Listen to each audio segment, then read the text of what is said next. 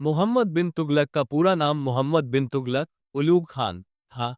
वो 1325 ईस्वी में दिल्ली सल्तनत के सिंहासन पर बैठा।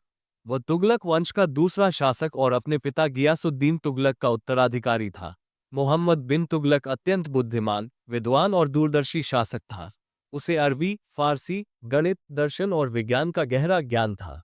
लेकिन उसकी योजनाएं समय से बहुत आगे थीं, जिन्हें उस दौर की जनता और अधिकारी समझ नहीं पाए। उसका सबसे प्रसिद्ध निर्णय था राजधानी को दिल्ली से दौलताबाद, देवगिरी स्थानांतरित करना।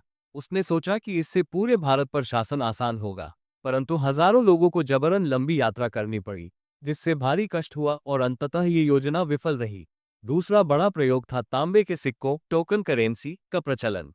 उसने सोचा कि इससे खजाना बचेगा, लेकिन लोगों ने नकली सिक्के बना लिए।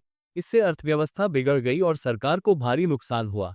उसने कर व्यवस्था में सुधार के लिए दोआब क्षेत्र में कर बढ़ा दिया, पर उसी समय अकाल पड़ गया। कठोर कर नीति से जनता में असंतोष फैल गया और विद्रोह भड़क उठे। हालांकि मोहम्मद बिन तुगलक विद्रोहियों के प्रति कठोर था, फिर भी वह न्यायप्रिय माना जाता था। वह गरीबों की शिकायतें स्वयं सुनता था और योग्य लोगों को ऊंचे पद देता था। 1351 ईस्वी में सिंध क्षेत्र में विद्रोह दबाते समय उसकी मृत्यु हो गई। इतिहास उसे एक ऐसा शासक मानता है जो प्रतिभाशाली था, परंतु व्यवहारिक नहीं।